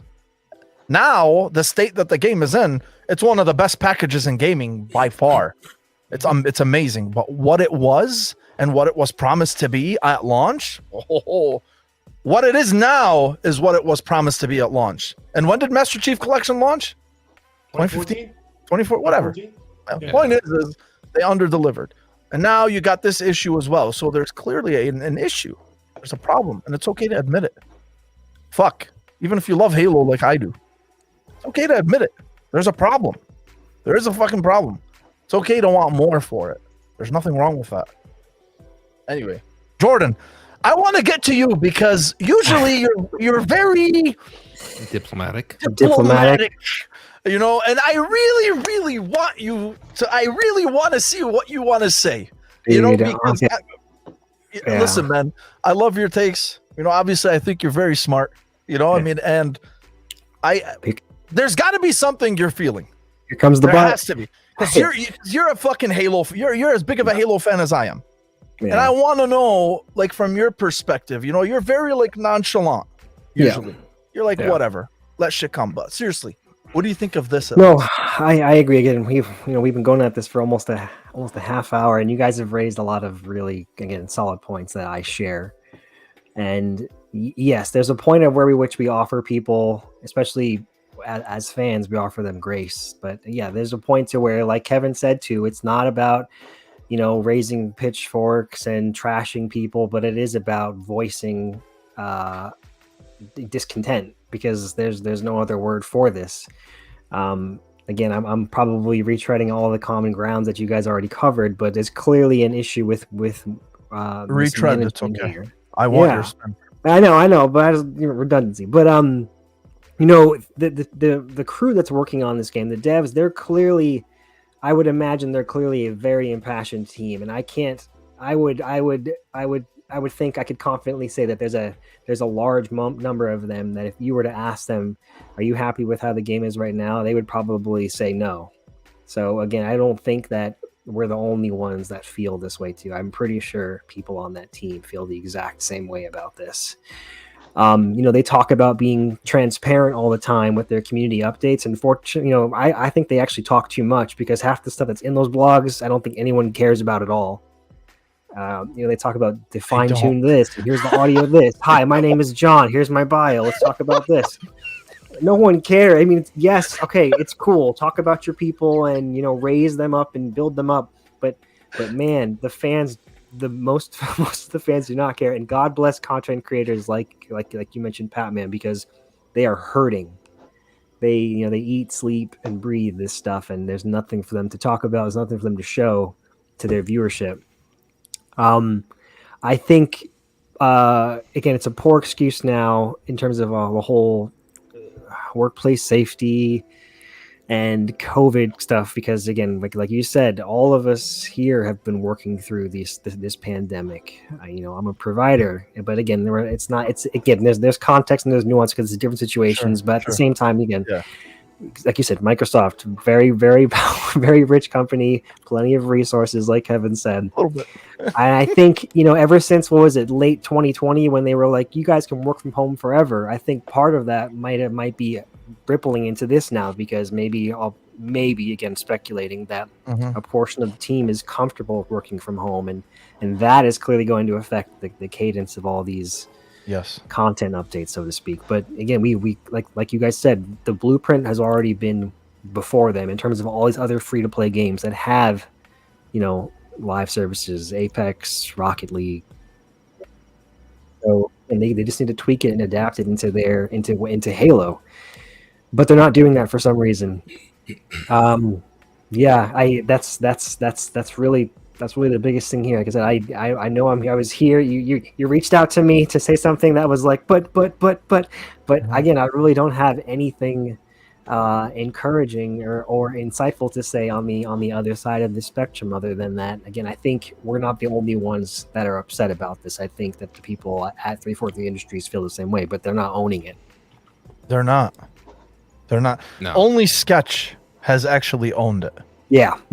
Sketch did mention something a few weeks ago. He said, I was surprised that he even acknowledged it. He's like, look, we know people are sick of the talk. We know people are sick of whatever. It's like, then what's the issue, bro? I mean, if you guys clearly know this, then what's the fucking issue? And that's the thing. Like, whenever you talk about, the studio itself, like when people say give Halo to another studio, no. Right? No. Yeah, I can't even believe that's a fucking thing. Like, it's so fucking asinine to me, right? It's because you clearly put this team together. I'm talking about just the developers, not the management, who should be taking, who does take the brunt of this, but the developers themselves. These guys, you can tell, dude, they fucking love Halo. I mean, you can tell, like, when they're presenting and when they're talking about it, guys like Uni and, Sketch and whoever, like, these guys love this fucking world. They love these games, I mean, they want to make it. They want it to succeed. Like, you can fucking tell, right? The talent is there. The studio was built with the talent, but somebody is just not putting it together. And that's a fucking damn shame, because it becomes a reflection of the studio itself. Right. And then you have takes like, take it away from 343. No, I don't want it going to Bungie either. I know that's too late now. I don't want it going to Bungie. I enjoy Halo more after Bungie. That's just me. I do. I know. I do. I just felt like it was just more refined. Halo 2 will forever be one of the greatest fucking releases of my lifetime. For me, Halo reaches the pinnacle, so I will never take that away. Halo 2 will forever be one of the greatest releases of my life. Like, I mean, I have so many memories more with Halo 2 than I do with Halo, the first Halo, just because of the way it released and the hype generated around it and whatever. It was larger than life. But I'm just saying, like, gameplay wise and what the story did to move forward, like, I mean, I became more invested into the lore when 343 took over. That's just me, right? Obviously, I may be the minority, but that's like really when I started to really dive into the lore and I wanted to know more. My whole point is, there's talent there. They can fucking do it. But for the love of God, put somebody up there who can fucking put it together. And like you said, Nick, I really feel bad for Joe Staten, man. Like, Joe Staten basically is the father of the Halo lore, right? He's the father of the Halo lore, and now you're bringing him in, and he's like basically the guy, that everybody's looking up to. Like, I mean, to basically right this ship, and he's just like, fuck. Man, since I've been covering the industry for the past almost 5 years now. Holy crap, 5 years now. I've written Joe Staten joined studio to help X project way too many times.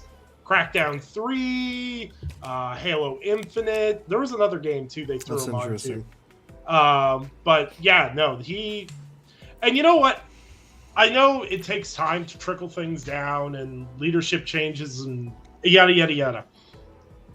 I think, despite all the shit about how bad this roadmap looks right now, potentially with the right leadership, they can fix this.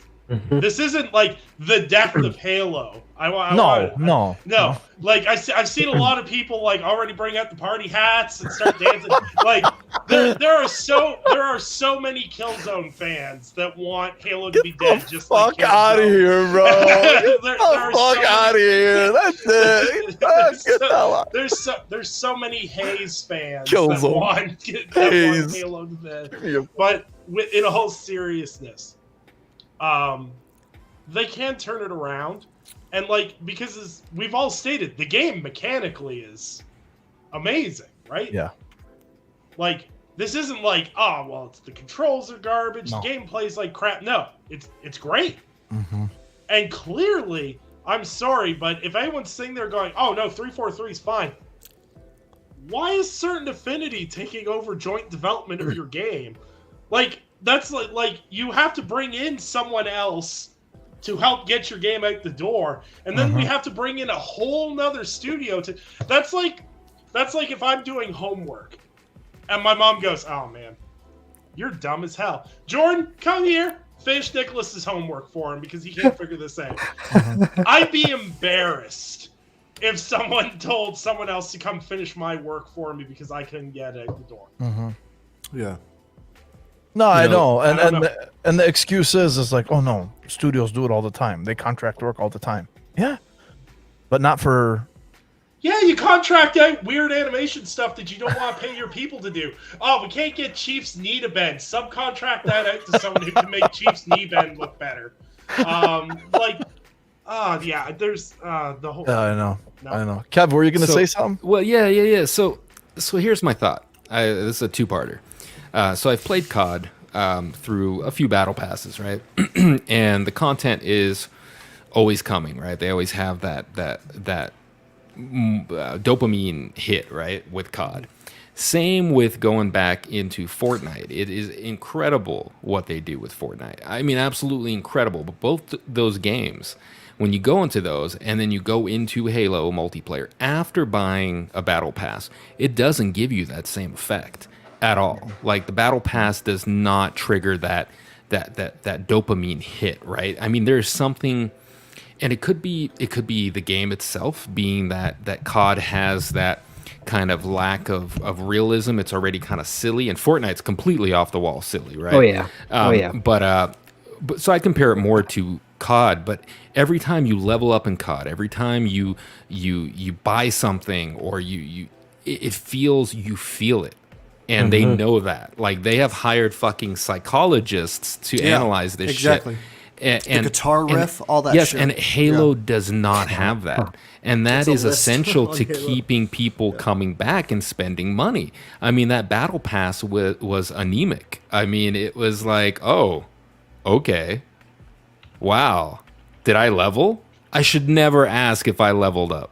Like, I should fucking know. It should reach out and grab me and be like, yo, bitch, you leveled. Here's your shit. You know, and all these other games do that. So there's a lot there. There's a lot wrong on top of a very good feeling game, right? And you can tell that they just...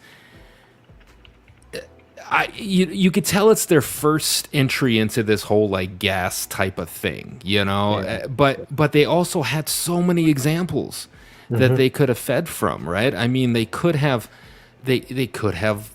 learned, and I feel like they were put in some sort of silo, and just like, here, create a Halo game, and it's got to last 10 years, and here's some money. You know, I don't know where it came from or how it came to become this. Because if I challenge anybody out there to go download even Warzone or Fortnite, play those two games, like one match. All right, check out the store and go back into Halo. It will be going from like a 5-star hotel to somebody's fucking single wide somewhere. Like, it truly is, man. Flat, and it's bro. sad, and I hate Yes, I hate that it's that way, because I wanted, like, all my boys were hyped about Halo, and I wanted to like it, but there's so many other games out there that just do it better, and they've been out forever. So why are we here? Why are we even talking about this? It shouldn't be a thing. It should. Yeah. I mean, we should be like, yo, the new Halo fucking battle pass dropped. Let's get on this shit. But no, we're like, ugh, fuck this. More I'd rather shoulder go pads play like the Fortnite. Like what? Like, oh, I got a hexagon shoulder pad. Yeah. No, Yeah. that's a good point, Kevin. I think the other thing they're missing too is an overarching level system. And again, Mike even mentioned, like, that guitar riff you get when you level up in mid-match, when you get that. Shit's so badass, you get dude. that Let's play it. feedback. You have all. I'm going down right now. I'm just kidding. Play Fortnite though, maybe, right? But yeah, they need something like that. And the other thing too is, like, it always translates differently when you're playing a first-person game, because you don't get that. You don't see the full cosmetics. Yes, you see that pre-lobby stuff. You see the game introductory flash, and you see the pose at the end of the match too. But there's always something about Fortnite, but again, it's the animations, it's the dancing, it's the tone of the game. It's just something about it just taps into that. Yeah, you kiss that son's helmet. You Kiss his helmet. You know what I'm kind of hoping here is that the Activision Blizzard deal does go through, and they fucking like suck the brains out of the COD people, because as much as I bitch about that game being like a whole Series S worth of space on your console, it's still I mean, they do shit right, and it keeps people coming back, and when you play it, you do have an incentive to keep playing. And they do all the specials and the partnerships, and you can be like, fuck it, man. If it takes putting Arnold Schwarzenegger and Stallone in Halo to make it fucking work, just do it. Like, I don't have to buy the fucking skin. I will be in lobbies with Stallone if it saves this fucking game. Well, see, what's painstaking is, like, you don't even need the Blizzard Activision people. There's Microsoft teams that have great battle pass systems already. Right. I'm a Gears dude. Gears 5's battle passes were lit, and they were free, and they were fun. Like, Sea of Thieves, I hear that's great. I heard that's good too. Yeah, I can't. Sea of Thieves is not my game, but, like, you have these studios that have gas games that didn't need that. Like, Sea of Thieves didn't start out great. Rare learned, adjusted, and now they have a successful one. Why did someone from 343 go down the street and go, "Hey guys, you fucked up," and then you unfucked up? How did you unfuck up? So that we don't fuck up. Like, it feels like a very basic conversation to learn from each other's failures. But here we are. I don't know. Halo Infinite is as exciting right now as Microsoft Office, and that's just sad. I mean, that is the closest comparable Microsoft property right now to Halo Infinite is Microsoft Office 365. So I can actually have more fun in Excel than I can in Halo Infinite currently. So he's dying, bro. I know. I think I killed him again. I've done this more than once. Am I wrong? I mean, Excel can be pretty fun. You get some fucking algorithms in there, and you're only like 20 numbers off of 343 with 365. Exactly. So they're almost identical. I mean, maybe they can swap teams, and the Office team can develop Halo, and 343 can go to. You know what? Then you're gonna have a bunch of people running around. Yeah, you know what though? Really, look at Warzone, right? You were talking about Warzone. Warzone came out in 2019, right? Not even like, I mean, yeah, it came out like actually it came out in early 2020. It didn't launch with Modern Warfare. It didn't. No, it didn't. It launched a couple months after.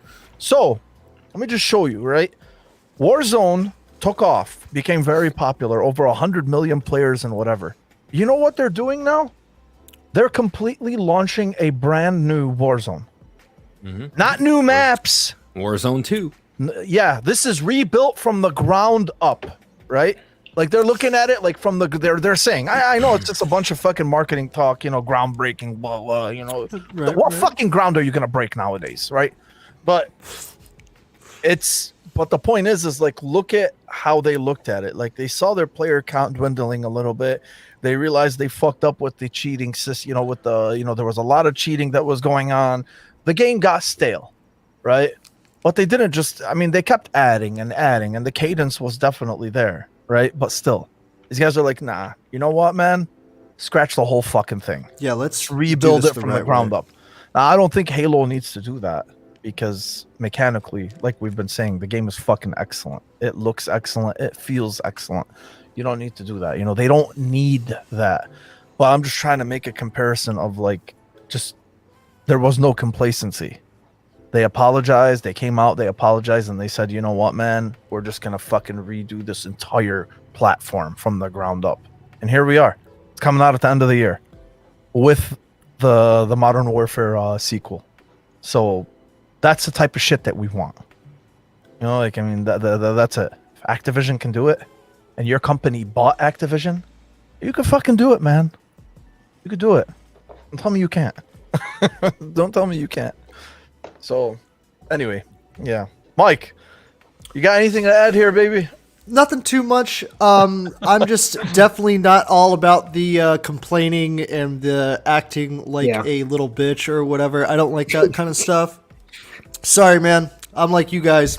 I go hard in the paint, and it's a fucking video game. So sit in your offices with AC and go get your little sodas and start making a game that will pull people who are not Halo fans into Halo. Because, dude, and like I tell you guys a lot too, like I want to be like that with Halo. And I thought Infinite was going to be it because, as I replayed the old ones, Mo, and let you know where it's like, yo, this is something special and unique. And you don't get it from any other first-person shooter.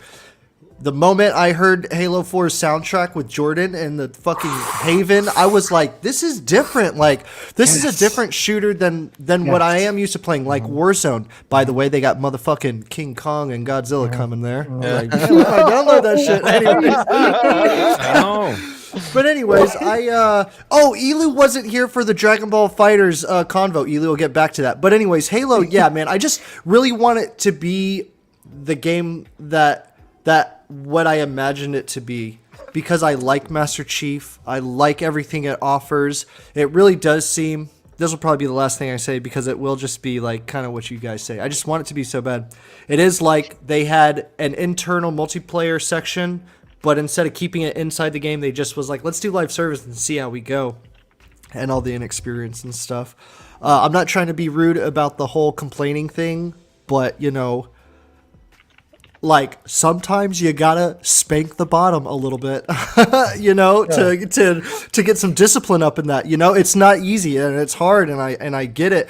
And at the other hand, I'm very, very aware that there is something that I am not understanding from a fan's perspective, and that you would only need to understand it if you were in the office yourself, because.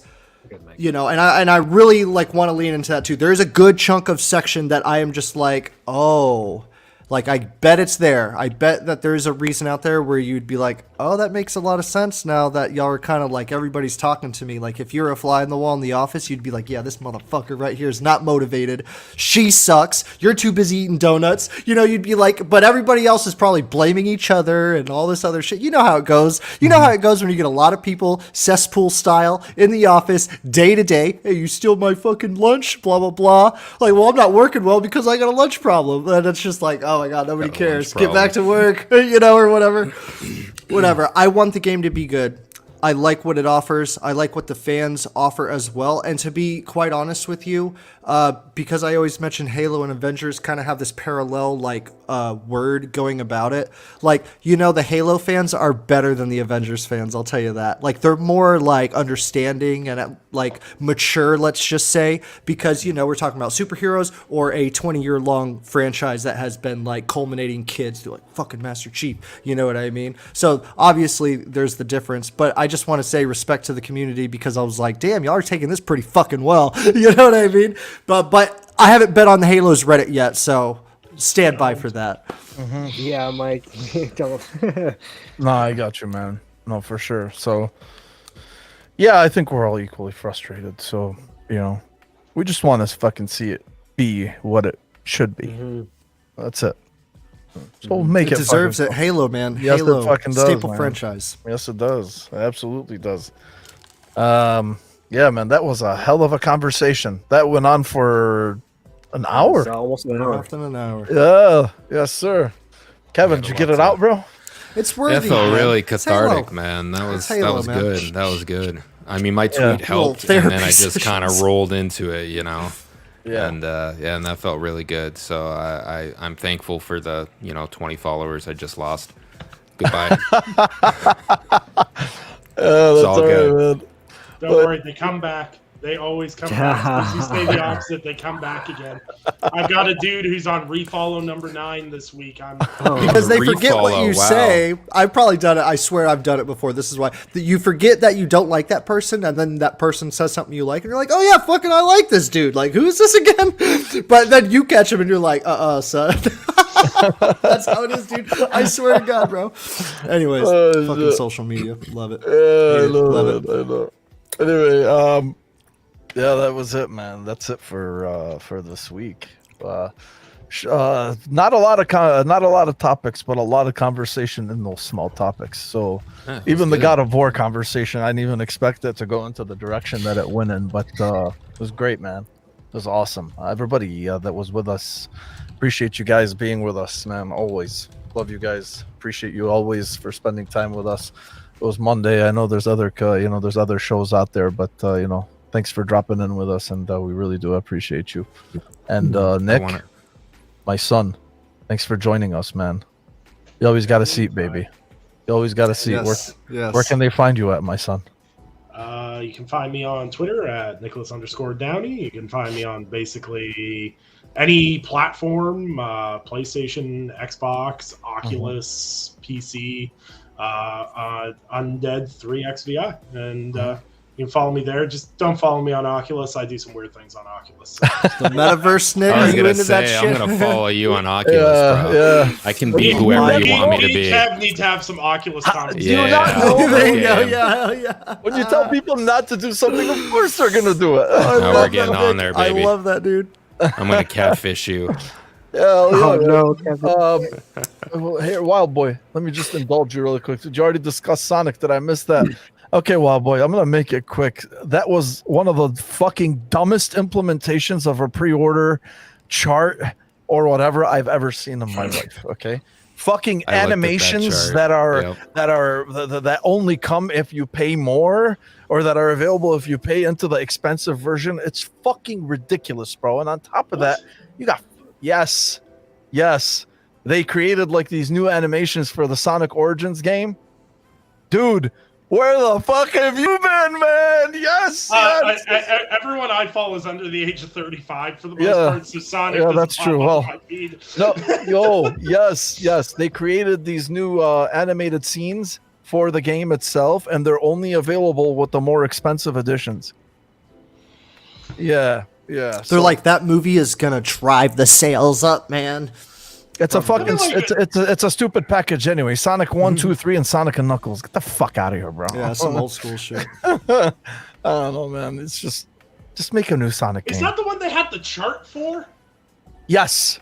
They did a chart for the old games? Like Yes. It was Control trying to. There was explain like 5 different editions of Sonic Origins, like the 5 different pre-order editions or some shit. I don't remember, but go Sonic back and should see not- it.